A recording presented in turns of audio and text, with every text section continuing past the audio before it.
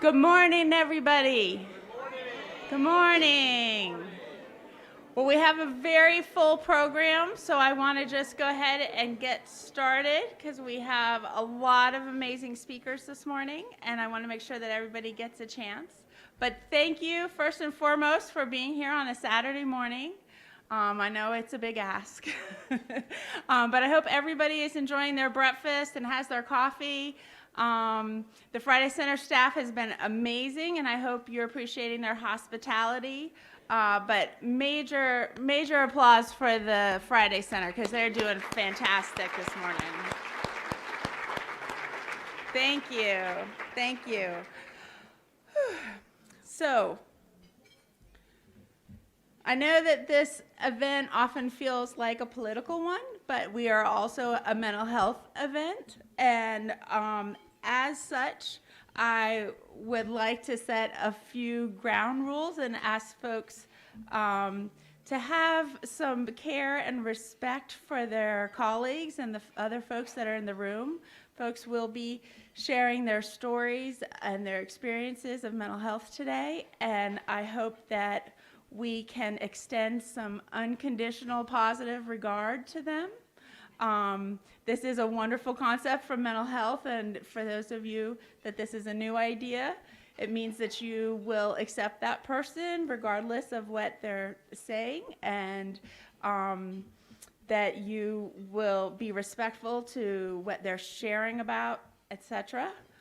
So I hope that we can do that this morning for all of our speakers, and especially those folks that are courageous enough to share their mental health stories with us. We have quite a few new things this year, so I've got a few announcement type things. So we're starting out here this morning. We're going to be in here for about an hour, and then we're going to have a 20-minute break because we did hear you guys on your evaluations. We know you need to go to the bathroom, so we will give you time to do that. Yeah. Also, the chairs in the auditorium are extremely comfortable. Yay! So you won't have to sit on the dining room chairs for 3 hours like you usually do. So we will take a 20-minute break. During that time, I hope that you get a chance to go around and see some of our amazing sponsors and their tables. Also, I hope you got a bingo sheet.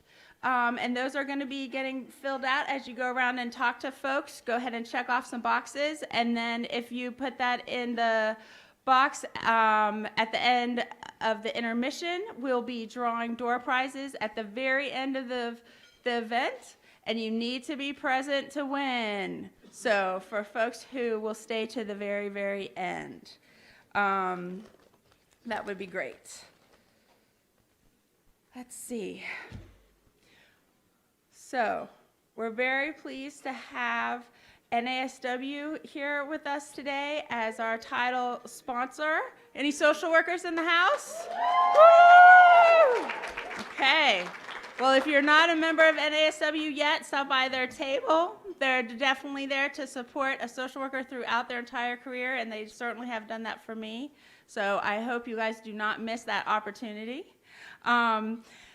I would like to introduce Valerie Arndt, who is the Executive Director of NASW, and she's going to help me introduce our two MCs today.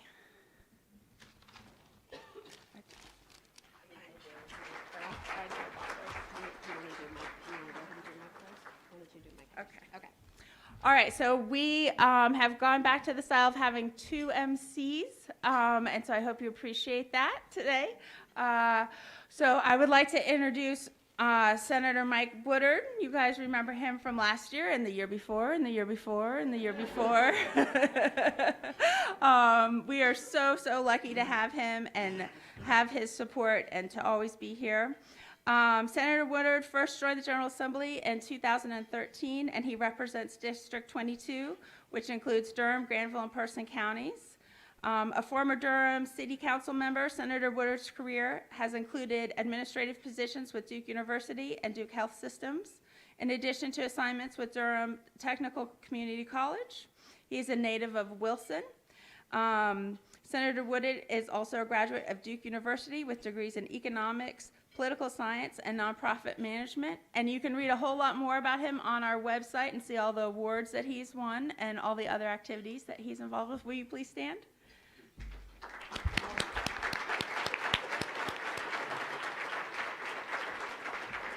And we're also lucky enough to have Representative Batch be our other MC, and Valerie's going to introduce her.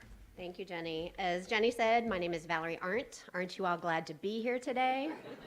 I'm the Executive Director of the National Association of Social Workers North Carolina chapter, and it is my honor to introduce one of the 3 amazing social workers who serve in the North Carolina General Assembly, Representative Sydney Batch of District 37.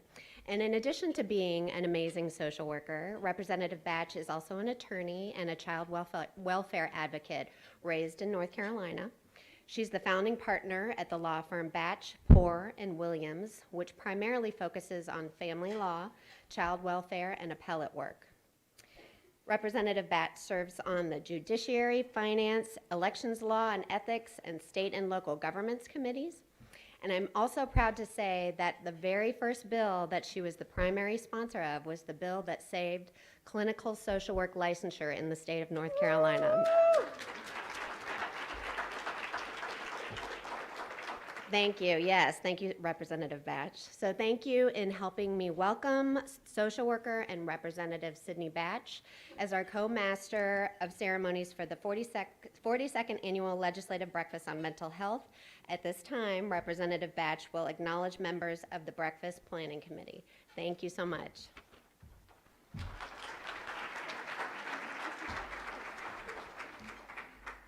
Good morning. Events like today do not come together on their own. Planning for each year's event begins shortly after the previous breakfast comes to a close. Each member of the 2020 Planning Committee is listed in your program, and they all graciously volunteer their time. We want to give a special thanks to the co-chairs, Jenny Gadd, Linda Foxworth, Karen Kincaid-Dunn, and Max Schaefer. At this time, we would ask all of the committee members to stand up and be recognized.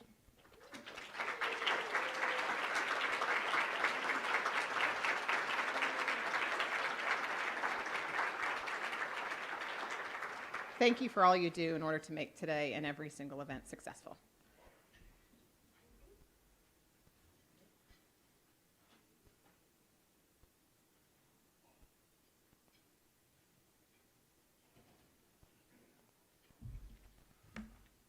It's amazing to think this is the 42nd annual legislative breakfast. Isn't that incredible to have that long a legacy? And it's always one of my favorite events each year. As I walked in this morning with my friend and colleague, Senator Jim Bergen, he whispered to me, "This is a big deal." This is Jim's first time here, so he's going to see over the next few hours how big a deal it really is. This is a great opportunity for those of us who serve in elected or appointed office to meet and interact with those of you out in the policy and program world, the service providers, and most importantly, the chance to meet with individuals and families for whom access to mental health services are critically important to both their safety and their well-being. I have the unenviable task for anybody who is an MC for an event to introduce elected officials. It's always fraught with some challenges to get everybody, so y'all are going to help me, colleagues in elected office. I'm going to invite all the elected officials who are here today, state, local, federal, to please stand. We're going to start on my right and go across the room. Somebody's going to bring you a microphone, and you're going to introduce yourself. However, you're going to be brief. And I know of what I speak. Name, job title, district, county, town, whatever it is that you represent. And if we are going to, since it is election season, we're only 5 weeks away from primary, those of you with primaries, you can tell us if you're running for re-election, or perhaps I know a couple of you are seeking other offices, and you're welcome to quickly tell us that. Audience members, I need your help.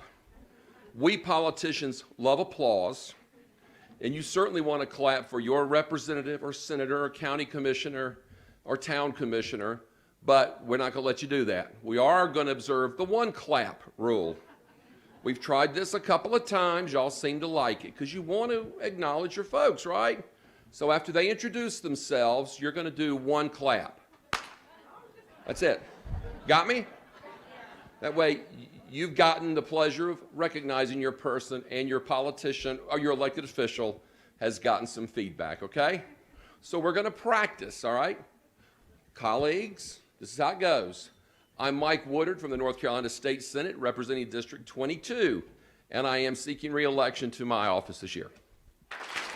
Beautiful. You got it. See, you people are good. All right, where's my microphone? Okay, are we going to start here? All right, well, we'll start here with Carla. I'm Carla Cunningham, representing District 106 in Mecklenburg County in the House. Go to back.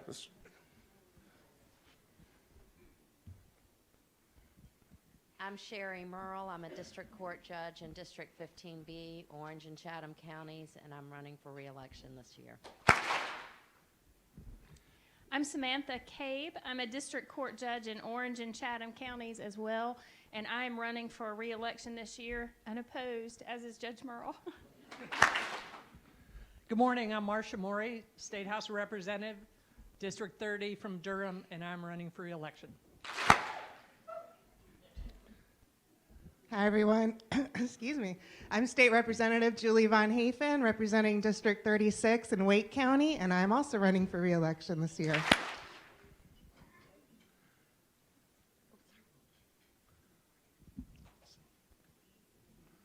Good morning. Jim Bergen, District 12, which is Harnett, Lee, and Johnston County. Delighted to be here, and I am running for re-election. Good morning. Joe John, representative from District 40, Northwest Wake County. Yes, I'm a candidate for re-election. Thank you. Josh Dobson. I'm in the State House. I represent the 85th District, which is Avery, Mitchell, and McDowell. This is my 4th term, but I am running statewide for Commissioner of Labor. Thank you for allowing me to be here. Greg Meyer, State Representative from Orange and Caswell counties, and a proud social worker running for re-election this year. I'm Jamesetta Bedford, Orange County Commissioner. And then Sydney Batch in the North Carolina House, District 37, Wake County, and running for re-election.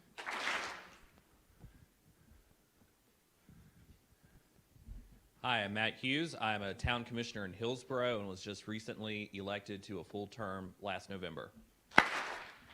Kathleen Ferguson, Town Commissioner of Hillsborough, Chair of Orange County Partnership to End Homelessness. I'm State Representative Verla Ensko, House District 56, Orange County. Welcome to my district. I'm running for re-election, and I have primary opposition. So be sure to vote in early voting. It starts February 13th. All right. Great. All right, let's give all of our elected officials a round of applause.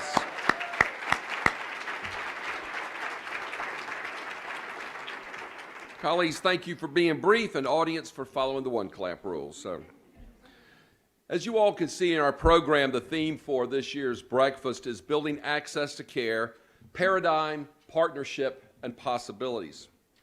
There are days when it may seem easier to simply recite those words than to actually turn our intentions into actions, but everything we in this room represent requires that we do exactly that. One definition of paradigm is model, and it's often coupled with the word paradigm shift. How many times have y'all heard paradigm shift in your work? Don't you wish you had $1 for every time you heard paradigm shift?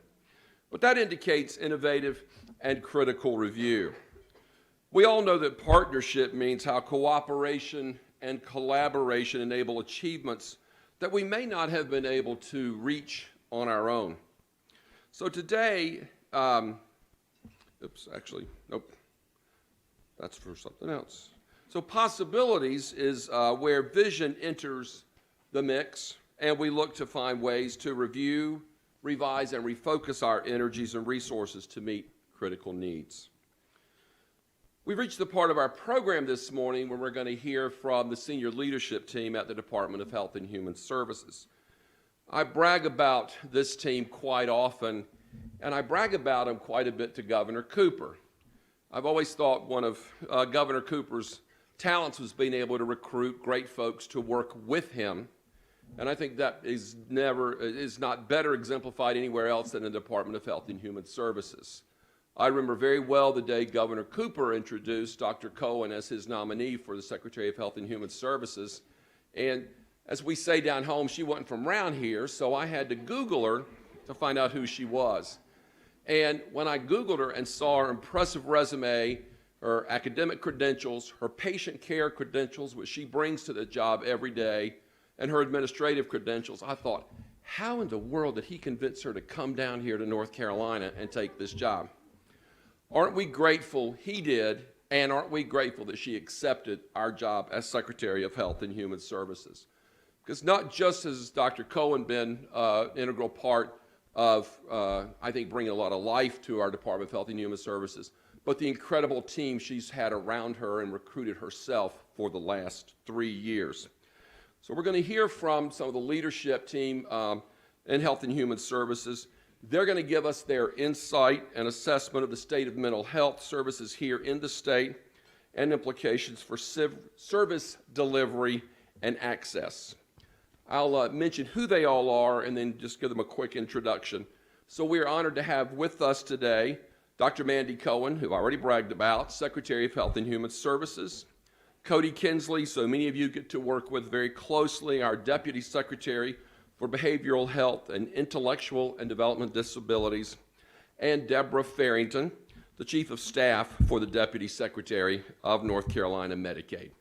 So please join me in welcoming to the podium our Secretary of Health and Human Services, Dr. Mandy Cohen.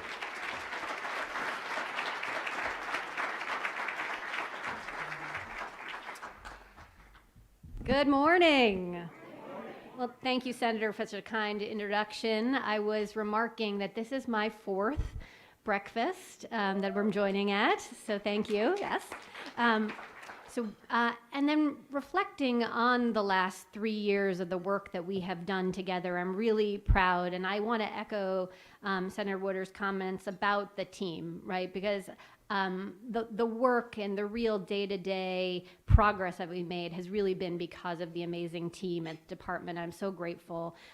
First, for Cody Kinsley coming home to his native North Carolina, originally from Wilmington, came back from D.C., where he had senior leadership at the Department of the Treasury, and brought all of the work in thinking about how to organize public departments, and brought that here to North Carolina. We're so lucky that he is here, and we're so grateful.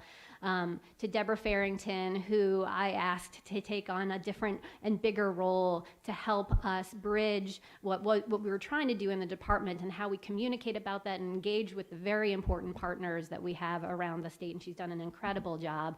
I also want to recognize Matt Herr on our team, who is here, who was before he was at our department, was at DRNC, so brings a ton of experience to the department, and has taken on a new leadership role in the division of mental health, and just thank him for his leadership too. So we have a fantastic team across the board, and I'm really proud of the accomplishments that I look back on. I think about the Behavioral Health Strategic Plan that has been our guide for this work, whether it's focusing on access to timely quality care or that whole person focused. We saw more than 113,000 adults and kids who needed mental health services through our public system last year. 8,000 of them were in our own state facilities. Last year, we launched our Opioid Action Plan 2.0. We were already on the next version of it.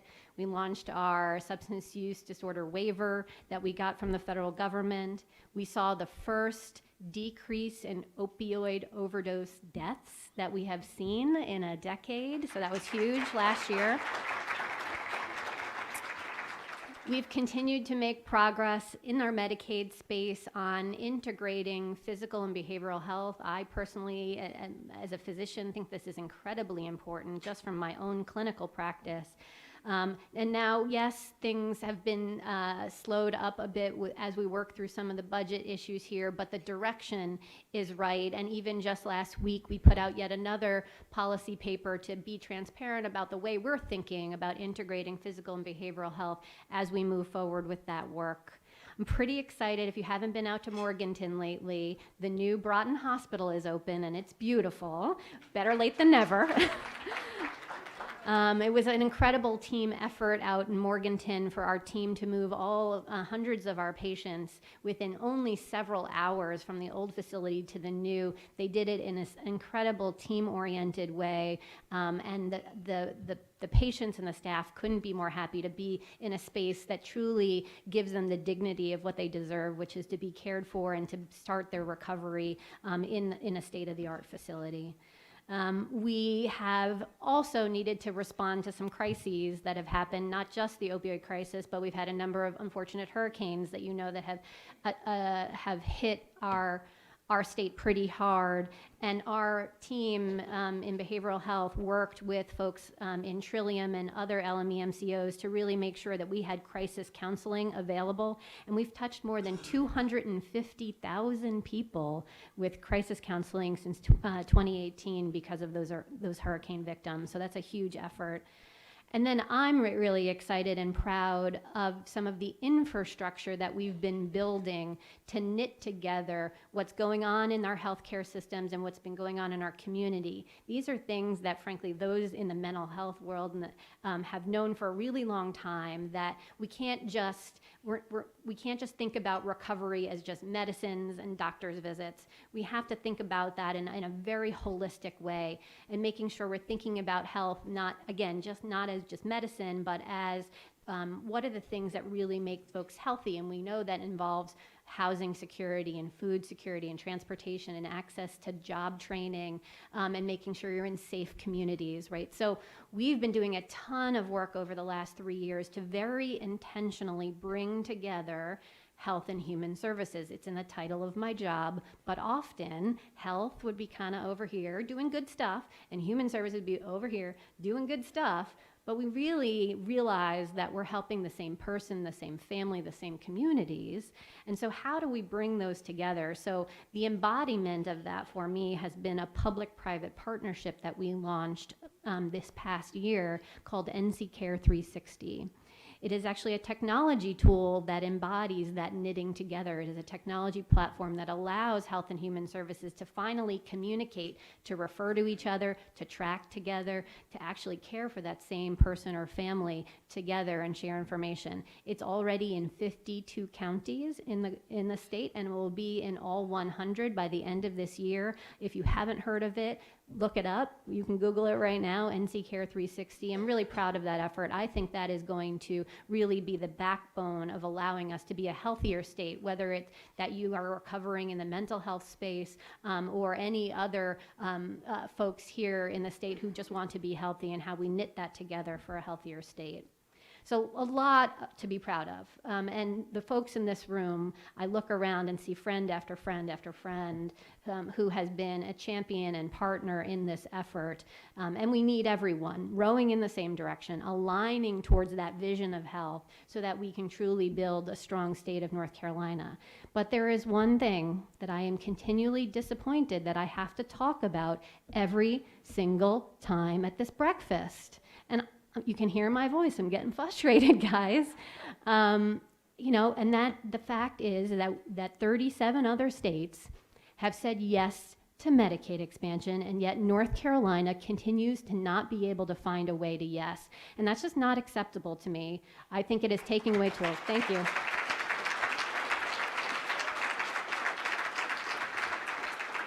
We already know that 150,000 adults right now in North Carolina have mental illness and are uninsured. Why aren't we getting 500,000 folks here in North Carolina access to medicines? Why aren't we fighting the opioid crisis like Ohio is right now? They're decreasing their opioid deaths by 50%. Now we're down 10 That's good. I want to be down 50% or more, right? I want to be mobilizing every resource. But right now, we're diverting all of our federal dollars to treatment because we haven't taken advantage of Medicaid. Why are more rural hospitals closing in our state than in all those other states, right? We need to make sure we're preserving access in rural areas, not just for those who are currently uninsured, but for all of us who need access in rural areas. And why are we not taking advantage of a tool that actually keeps prices down for you and I who have insurance cards in our wallet, right? I just talked to a business leader this week who said, I don't understand why North Carolina business community is letting the North Carolina get away without expanding Medicaid. Those businesses are at a competitive disadvantage to the 37 other states who have expanded because their healthcare costs are lower, right? So they can invest in other parts of their business. I don't know why they did it. That's what that business leader said. And I said, sir, I'm working on it every single day. And the thing is, right, this is a solution that could take no state tax dollars, right? I understand about having really important and hard debates on how we use our precious state tax dollars and the trade-offs that come with it. But this is something where we can take those tax dollars that we're spending and already sending to Washington, D.C. and bring them back here, right, without having any new state tax dollars. So that's the thing I want to do. So I hope when I'm here at the breakfast next year, because my boss has been reelected, that we're not talking about Medicaid expansion and why we should do it, but we're talking about the implementation of that project. So I hope next year we're talking about how we're working on Medicaid expansion implementation. All right, with that, I'm going to turn it over to my fantastic colleagues who are going to tell you more about the important details of the work that we're doing. I just thank you again for the partnership and support in the direction that we're headed in building that healthier North Carolina. I couldn't be more proud to be the Secretary of Health and Human Services at such an important time. Thank you so much.